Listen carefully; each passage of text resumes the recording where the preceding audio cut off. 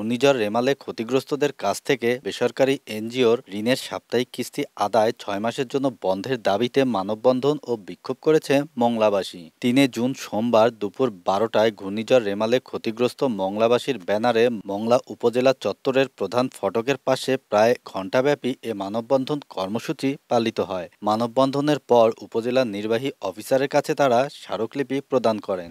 মংলাবাসী কর্তৃক আয়োজিত আজকের এই মানববন্ধনে উপস্থিত আছেন ইউনিয়নের সাবেক মেম্বার ও বর্তমান মেম্বার।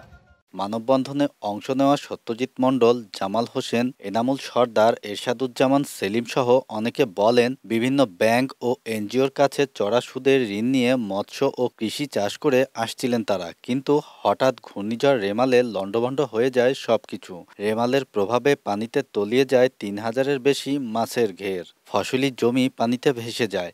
একই সাথে তাদের ব্যবসা প্রতিষ্ঠানও ক্ষতিগ্রস্ত হয়। এ অবস্থায় চরম দুর্দশার কথা চিন্তা করে ব্যাংক ও এনজিওর ঋণের কিস্তি ৬ মাস স্থগিতের দাবি করেন তারা। এছাড়া তারা লোন নেওয়া টাকার সুদ মওকুফের দাবিও জানান। পরে ক্ষতিগ্রস্ত প্রান্তিক কৃষক ও মাছ চাষিদের দাবির প্রতি একাত্মতা প্রকাশ করে উপজেলা পরিষদের ভাইস চেয়ারম্যান মোহাম্মদ ইকবাল হোসেন, পৌরসভার কাউন্সিলর মোহাম্মদ শরীফুল ইসলাম, সরোয়ার হোসেন ও সুন্দরবন ইউপি চেয়ারম্যান ইকরাম ইজারাদার উপজেলা নির্বাহী অফিসারের কাছে স্মারকলিপি প্রদান করেন। উপজেলা সহকারী কমিশনার মোহাম্মদ তরিকুল ইসলাম ইউএনওর পক্ষে স্মারকলিপি গ্রহণ করেন।